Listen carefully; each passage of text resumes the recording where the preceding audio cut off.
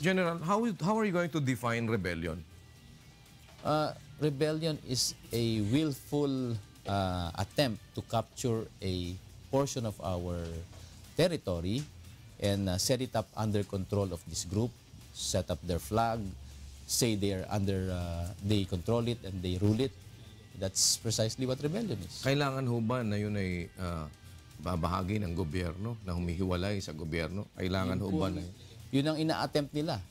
Pinapahawating nila pag kinontrol nila isang lugar, ang isang teritoryo, nakapagtaas sila ng kanilang bandila, di ho ba senyales na sinasabi nila, kami ang may hawak dito, amin ito, kami magpapalakad dito. Yes, pero kailangan po ba na yung gumagawa noon ay bahagi ng gobyerno? Like halimbawa ay local government na... Hindi ho necessary. Maski sino po na Juan de la Cruz dyan, basta nag-attempt siya na kumubkob ng isang lugar. Dahil may armas siya, may kakayahan siya. At patayin niya yung mga kumukontra sa kanya dyan upang magpahiwatig na kontrolado niya ito. Yun na po isang akto na po ng rebellion. So, lumabag po siya sa nakatalagang pamahalaan. So, there's rebellion in Marawi?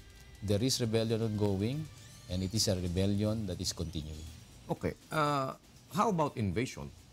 Ano ba ang definition ng invasion? Hindi po akong legal expert. Opo. Pero sa amin pong impormasyon na hawak, mayroon po tayong batid na presensya ng mga foreigners dyan. At dahil nga po madaming lugar dyan na medyo maigting ang depensa, ang pakiramdam namin, ito'y bagay na hindi nanggagaling sa isang lokal na pinakaharap natin dati, kundi sa isang bagong kalaban. Sabi niyo may foreigners. So, di ba may foreigner na kayo nakuha?